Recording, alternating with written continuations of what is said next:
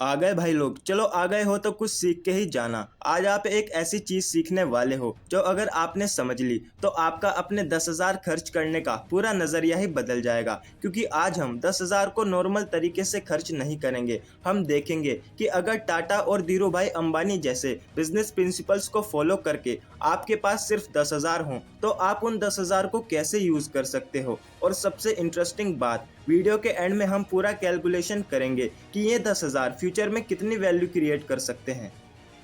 आओ अब सीधा शुरू करते हैं कैलकुलेशन। मान लो आपके पास 10,000 हैं। अब नॉर्मल आदमी क्या करेगा? 3,000 की shopping, 2,000 restaurant, 1,000 unnecessary subscription, 2,000 random online shopping और बचे हुए 2,000 भी धीरे धीरे खत्म। 10 दिन बाद 10,000 इज इक्वल टू 0। लेकिन हम इसी 10,000 को 4 पार्ट्स में डिवाइड करेंगे। पहला 4,000 अपने ऊपर इन्वेस्ट, दूसरा 3,000 पैसा बनाने वाले एसेट में, तीसरा 2,000 अपॉर्चुनिटी फंड और लास्ट 1,000 इंजॉयमेंट के लिए।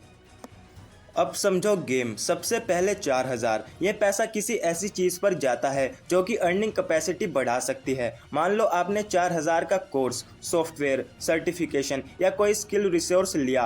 अब मान लो उस स्किल की वजह से आप सिर्फ 2,000 एक्स्ट्रा महीने कमा पाते हो। 2,000 इंटू 12, 24,000 पर ईयर, मतलब 4,000 का एक्सपेंडिचर सिर्फ एक साल में 24,000 की एडिशनल अर्निंग क्रिएट कर सकता है। और अगर वही स्किल 2 साल तक 2,000 महीना एक्स्ट्रा जनरेट कर रही है तो 2,000 इंटू 24, 48,000। यहाँ डिफरेंस समझो। 4,000 खर्च हुए, लेकिन अगर उससे अर्निंग कैपेसिटी बनी तो वो 4,000 सिर्फ खर्च नहीं रहा, वो प्रोडक्टिव एक्सपेंडिचर बन गया।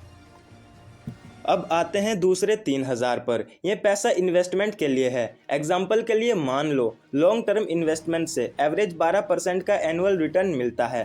3,000 इंटू 12%, 360 रुपये। एक साल बाद अप्रोक्सीमेटली 3,360 रुपये। अब 5 साल में अगर 12% एनुअल कंपाउंडिंग मान लें तो 3,000 अप्रोक्सीमेटली 5,287 के आसपास हो सकते हैं। और 10 साल बाद अप्रोक्सीमेटली 9,318 के आसपास। मतलब 3,000 को बस छोड़ देने से नहीं, कंपाउंडिंग के साथ टाइम देने से 3,000 ऑलमोस्ट 10,000 के आसपास पहुंच सकते हैं। ये गारंटेड रिटर्न नहीं है, सिर्फ कैलकुलेशन समझाने के लिए एग्जाम्पल है। अब आता है सबसे इंटरेस्टिंग पार्ट, 2,000 अपॉर्चुनिटी फंड। इसका मतलब ऐसा पैसा जो आपके पास रेडी रहे जब कोई जेन्युइन अपॉर्चुनिटी आए। मान लो आपको किसी बिजनेस आइडिया को टेस्ट करना है। 500 का sample, 500 advertising, 500 delivery setup, 500 backup, total 2,000। अब मान लो एक्सपेरिमेंट सक्सेसफुल हुआ और आपने 2,000 से 3,000 का रिवेन्यू जनरेट कर दिया। प्रॉफिट हुआ 1,000 रुपये। अब वही 1,000 दोबारा बिजनेस में। अगर नेक्स्ट साइकिल में 1,000 से 1,500, 1,500 से 2,250। देखो 2,000 का पर्पस सिर्फ रिटर्न कमाना नहीं था, पर्पस था कैपिटल को अपॉर्चुनिटी के सामने रेडी रखना। और यही बिजनेस थिंकिंग का एक इम्पोर्टेंट पार्ट है।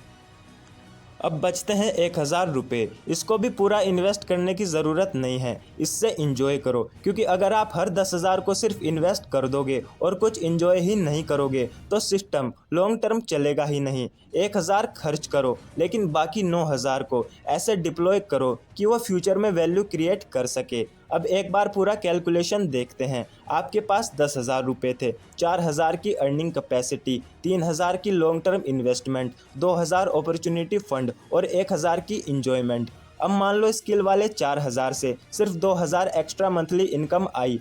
एक साल में 24,000 एक्स्ट्रा इनकम। इन्वेस्टमेंट वाले 3,000 से अप्रोक्सीमेटली 3,360 रुपये आफ्टर 1 ईयर। और 2,000 अपॉर्चुनिटी फंड को आपने सक्सेसफुली एक बिजनेस एक्सपेरिमेंट में यूज़ करके 1,000 का प्रॉफिट जनरेट किया। तो टोटल पिक्चर देखो। Initial capital 10,000, additional earning 24,000, investment value 3,360, opportunity fund 1,000 और 1,000 का इंजॉयमेंट ऑलरेडी कर चुके हो। यानी 10,000 को सिर्फ ख़त्म करने की बजाय हमें उसके अराउंड अर्निंग, इन्वेस्टिंग और अपॉर्चुनिटी का एक सिस्टम क्रिएट कर दिया। अब आता है असली लेसन। तो अब टाटा हो या धीरू भाई, बिजनेस की दुनिया में सबसे पावरफुल चीज़ सिर्फ पैसा होना नहीं होती। पावरफुल चीज़ होती है पैसा कहाँ लगाया जा रहा है। अगर 10,000 आपको सिर्फ 10,000 की चीज़ देकर ख़त्म हो गया तो पैसा गया, लेकिन अगर 10,000 से स्किल बनी, स्किल से इनकम बनी, इनकम से इन्वेस्टमेंट हुआ, इन्वेस्टमेंट से कैपिटल बना, तो वही 10,000 एक साइकिल स्टार्ट कर सकता है। इसलिए अगली बार जब आपके अकाउंट में 10,000 आए तो ये क्वेश्चन मत पूछना कि मैं इससे क्या खरीद सकता हूँ। क्वेश्चन पूछना, मैं इस 10,000 को कितनी वैल्यू क्रिएट करने के लिए यूज़ कर सकता हूँ। क्योंकि डिफरेंस 10,000 का नहीं है, डिफरेंस है 10,000 को खर्च करने वाले आदमी और 10,000 को डिप्लॉय करने वाले आदमी की सोच का। और भाई अगर आप चाहते हो कि हम नेक्स्ट वीडियो में एग्जैक्टली कैलकुलेशन करें कि 10,000 को 1 लाख बनाने के लिए कितने साल, कितना रिटर्न और कितनी मंथली इन्वेस्टमेंट चाहिए, तो वो कैलकुलेशन भी करेंगे। मिलते हैं नेक्स्ट वीडियो में।